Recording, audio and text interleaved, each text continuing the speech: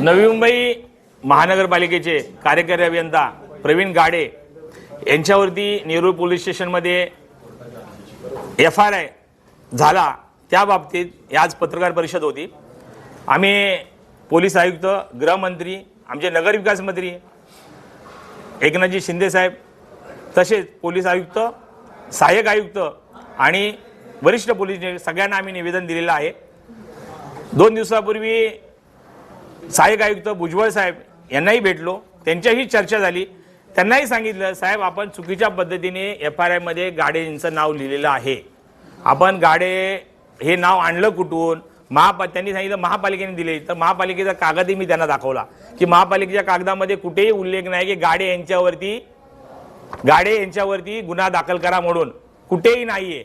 आम्ही कळवतो, अहवाल करून आम्ही तुम्हाला कळवतो असं दिले, पण तरी पण पोलिसांनी का यांचं नाव घेतलं, राजकीय दबावापोटी घेतलं का, याविषयी ही पत्रकार परिषद होती। याविषयी आम्ही पोलीस आयुक्तांना तक्रारी केली की बाबा ज्यांनी गाडे यांचं नाव टाकलं तर संबंधित पोलीस स्टेशनचे अधिकारी यांच्यावर कारवाई करा आणि 2 ते 5 दिवसात भुजबळ साहेबांनी सांगितलं आम्ही यांचं नाव वगळण्यासाठी आम्ही प्रयत्न करू। जर ते प्रयत्न नाही झाले तर आम्ही थेट पोलीस स्टेशनच्या बाहेर आंदोलन, सर्व कर्मचारी अधिकारी आंदोलन करणार। ज्यांनी त्यांच्यावरती गुन्हा दाखल केलाय त्या कुटुंबाशी तुम्ही संपर्क साधा? तेव्हा कुटुंबाशी संपर्क साधून आमच्या शिवसेने नेते आमचे किशोर पाटकर साहेब शिवसेने जिल्हा प्रमुख आहेत, त्यांनी मदतही केली ना, त्यांनी जर केलं ना, आम्ही त्यांना मदतही केली आहे आमच्या पक्षाच्या माध्यमातून। मदत करणं आणि त्यांनी जे गाड्यांवरती जो आरोप केला गेलेला आहे त्याचे ते कोणाच्या दबावाखाली केला, राजकीय दबाव? आता ते कसं आहे, त्यांना मी संवाद साधणं त्या कुटुंबाशी योग्य नाहीये, कारण की त्यांना जी मदत करायची केली आणि त्यांना पण माहिती आहे, आणि त्यांना माहीतच नाही की गाडीवर करायचं का त्या आयुक्तांना करायचं। मग त्यांनी जर करायचं तर मग आयुक्तांवर करायची होती आणि पोलिसांनी करावं होतं, कोण माहीत नाही ना। नवी मुंबई महापालिका आयुक्त कैलास शिंदे यांच्यावर गुन्हा दाखल असं यायला पाहिजे होती बातमी, मग ती का नाही आली? कार्यकारी अभियंताच का आले? ती यायला पाहिजे होते नाव, त्यांचं नाव यायला पाहिजे। जबाबदार नवी मुंबईमध्ये घटना घडली तर पहिला जबाबदार कोण असतो? आयुक्त, महापौर, मग त्यांचं नाव लिहायला पाहिजे होतं, महापौरावर गुन्हा दाखल करायला पाहिजे होता, मग का नाही केलं? संबंधित बाबा महापौर, प्रथम नागरिक महापौर जबाबदार, प्रथम नागरिक आयुक्त जबाबदार, त्यांच्यावर करायला पाहिजे होता, मग कार्यकारी अभियंता गाडीवरच का? या संदर्भात आम्ही पोलिसांनी निवेदन खुलासा मागितलेला आहे आणि नाही जर केलं तर आम्ही तीव्र आंदोलन आम्ही संघटनेच्या माध्यमातून करणार आहोत। साहेब, त्या दिवशी 2 दुर्दैवी घटना घडलेल्या, त्याच्यामध्ये असं होतं की प्रत्येक पक्षांनी आंदोलनं वगैरे केली, त्याचं प्रेशर आयुक्तांवरती आलं होतं म्हणून। बघा, घटना पावसाळ्यामध्ये घटना घडत राहतात, प्रेशर येणार, प्रत्येकाचं पक्षाची भूमिका असते, तो आंदोलन करतो। पण मी तुम्हाला सांगतो, हे आयुक्त आणि सत्ताधारी हे एकत्र आहेत, हे फक्त दाखवतात की बाबा विरोधक आम्ही या गटाचा त्या गटा, अजिबात नाही, संगनमतानेच कारवाई करतात ते। माजी महापौर सुद्धा JD सुतार जे शिरोण्याचे नेतृत्व करतात, काही त्यांचा राजकीय दबाव तर नसावा याच्यामध्ये? आता माजी महापौर आहे का आजी महापौर आहे हे पोलीसच सांगतील, आणि मग आम्ही पोलिसांना सांगितलं तुम्ही 2 दिवसात FIR मध्ये नाव कमी करा, वगळा, नाही तर आम्ही आंदोलन करणार। आणि आम्हाला कळू द्या की राजकीय दबाव कोणाचा आहे, राजकीय दबाव कळलाच पाहिजे, कारण की अशाने अधिकारी कोणी काम करणार नाही। आज जयंती महापालिका कळवते तुम्हाला की आम्ही या महापालिकेच्या पत्रावर त्यांनी केले।